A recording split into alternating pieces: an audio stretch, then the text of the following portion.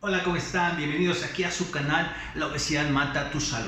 Hoy vamos a hablar de la insulina, la importancia de la insulina y sus funciones, para que de esta manera en los siguientes videos entiendas el problema de la resistencia a la insulina y el por qué es tan importante cuidar tu salud y evitarla y cómo disminuirla.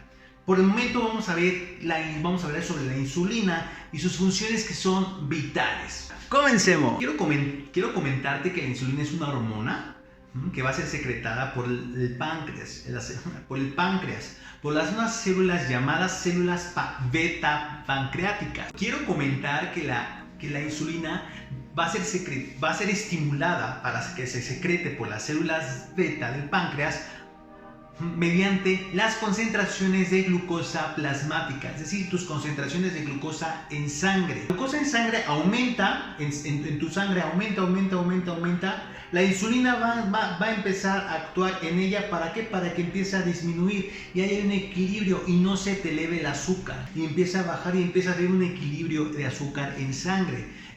Es por eso que cuando hay un problema de la insulina no va a hacer ese trabajo y te puedes volver diabético. No controla ese azúcar en sangre. ¿Cuáles son la insulina? Los órganos blancos principales es el músculo esquelético, el tejido adiposo y el hígado. Son de los principales porque sobre esos va a tener la insulina, va a actuar sobre esos receptores para los receptores que tengan los receptores en el músculo. Para la insulina, los receptores del tejido adiposo o tejido graso para la insulina, o en el hígado. La insulina en el músculo y en el tejido graso va a regular la entrada de azúcar, la entrada de la glucosa a través de ciertos receptores. Te comento por si te interesa. GLUT4. La insulina en el hígado va a evitar o va a inhibir que se produzca el azúcar, que el hígado produzca azúcar. Y para eso el hígado entonces va a almacenar esa glucosa por medio de glucógeno. Entonces, como te decía, lo principal que se va a hacer es que la insulina es el que me va a ayudar a mantener el equilibrio. Me va a ayudar a mantener el equilibrio de mi azúcar en sangre, es vital.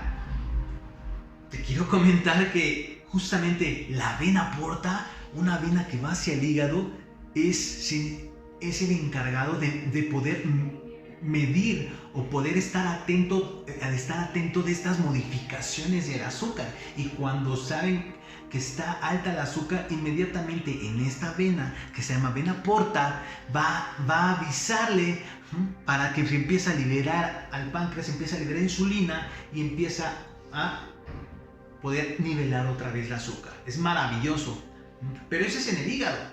Pero ¿qué pasa en el tejido graso? Muy sencillo.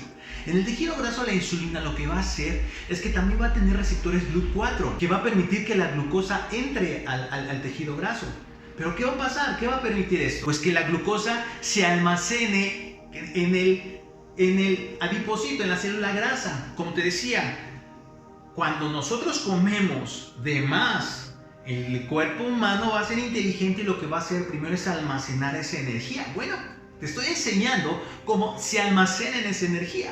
Esa glucosa entra al adiposito para hacer lipogénesis, es decir, para hacer almacenamiento de la energía por medio de triglicéridos. Es maravilloso cómo la insulina actúa en el tejido graso. Es maravilloso cómo actúa en el hígado, y es maravilloso también cómo la insulina va a permitir también que el músculo absorba esa glucosa y la empiece a utilizar. Maravilloso cómo la insulina es vital. ¿Te das cuenta ahora la importancia? Es importante que sepas esto, porque sobre esto va a empezar los problemas que no va a poder hacer bien sus funciones por una resistencia a la insulina, una prediabetes, lo que tú llamas prediabetes, o una persona que causa a futuro diabetes. ¿Qué crees? Pero también en el cerebro actúa, y la insulina en el cerebro, adivina qué es, quita el hambre. Es la hormona que viaja al cerebro para avisar al cerebro: deja de comer. Es una de las saciedades, vital importancia. Entonces imagínate si hay una resistencia y no puede llegar al cerebro, vas a empezar a comer de más y vas a empezar a hacer más exceso de grasa. Hay que tener mucho cuidado y por eso a mis expertos les digo, es importantísimo, por eso, mandar una insulina plasmática, una insulina en sangre para ver cómo se está comportando la insulina en la sangre. Fíjate bien, quiero comentarte ya para terminar la importancia de la insulina en el organismo. Hay ciertos factores entonces que van a afectar la insulina. Va a ocasionar, fíjate bien, el tejido graso, que habíamos dicho en el video pasado, cuando uno come de más, se va a almacenar y se va a hacer grandote.